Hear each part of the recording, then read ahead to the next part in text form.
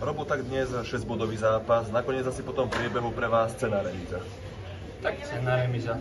Hlavne podľa mňa my sme išli s nejakou taktikou toho zápasu a sme sa snažili plniť to, čo nám bolo naordinované a šťastie nám to aj vychádzalo. Samozrejme chceli sme byť trošku nebezpečnejší vpredu, ale myslím, že to Trenčín nás donútil z toho hrou do takého toho bloku a naozaj sú dosť nepríjemní a majú tie krídla veľmi nepríjemné a bolo ťažké potom sa nejakým spôsobom dostávať dopredu, keď sa snažili nás stále presúvať, takže určite nás zatlačili, ale myslím si, že tu dnes aj tak napriek tomu bola zaslúžená remíza, pretože ako opticky možno mali viac hier, aj síce nás podržal Matúš, ale myslím si, že na domácom ihrisku si nemôžeme povedať, že sme spokojní s bodom, aj keď v tomto prípade asi nie.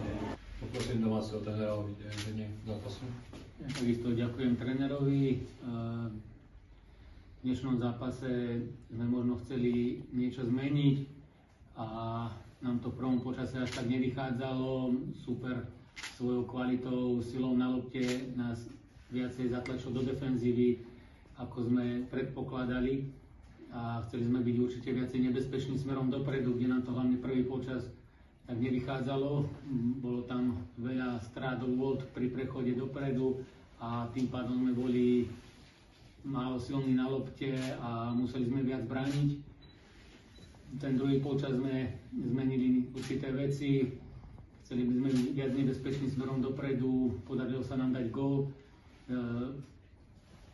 Trenčín bol v podstate na lopte silný a snažili sme sa im zatvárať priestory, čo sa nám celkom darilo a podarilo sa im skorovať a myslím si, že ten zápas ukázal kvalitu a je to ešte otvorené, ďalšie dva zápasy sú pred nami a takisto veľa úspechov želám aj superovi.